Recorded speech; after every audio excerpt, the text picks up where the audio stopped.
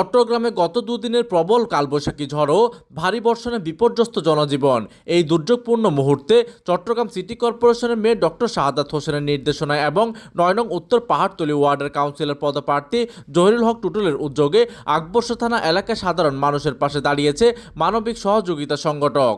গতকাল থেকে আকবর্ষ থানার বিশ্ব কলোনি, ফিরোজ শাহ ও বড় টাঙ্কির পাহাড় সহ বিভিন্ন এলাকায় ঘরে ঘরে সাধারণ মানুষের খোঁজখবর নেন এই সংগঠনের সদস্যরা। এই সময় ক্ষতিগ্রস্ত ও দুস্থ পরিবারগুলোর মাঝে খাবারও বিতরণ করা হয়। এই মানবিক কার্যক্রমের নেতৃত্ব দেন মানবিক সহযোগিতা সংগঠকের সভাপতি মোহাম্মদ রুবেল হোসেন, সাধারণ সম্পাদক ময়না বেগম এবং মহিলা দল নেত্রী মুন্নি ফারুক। আমাদের মেয়র সাহেব আর জরুল টুটুল ভাইয়ের জন্য দোয়া করবেন। হ্যাঁ, ইনশাআল্লাহ এটাই হবে। ভারী বৃষ্টিপাতের ফলে পাহাড়ের পাদদেশে বসবাসরত পরিবারগুলো পাহাড়দোষে চরম ঝুঁকিতে রয়েছে।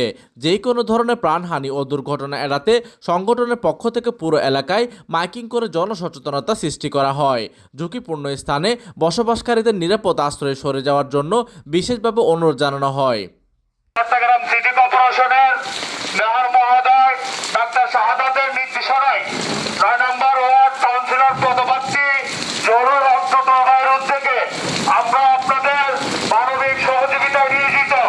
সংগঠনের সভাপতি রুবেল হোসেন গণমাধ্যমকে জানান, ঝড় ও বৃষ্টিতে ক্ষতিগ্রস্তদের খাবার পৌঁছে দেওয়ার পাশাপাশি আমরা পাহাড় ধস নিয়ে মানুষকে সচেতন করছি যাতে কোনো জানমালের ক্ষতি না হয়।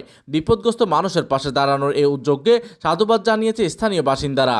সংকটের এই সময়ে জনপ্রতিনিধি ও সামাজিক সংগঠনের এমন সমন্বয় সাধারণ মানুষের মাঝে স্বস্তি ফিরিয়ে এনেছে। প্রতিনিধির তথ্য ও পাঠানো চিত্রে ডেস্ক নিউজ, দিগন্তের বার্তা 24, চট্টগ্রাম।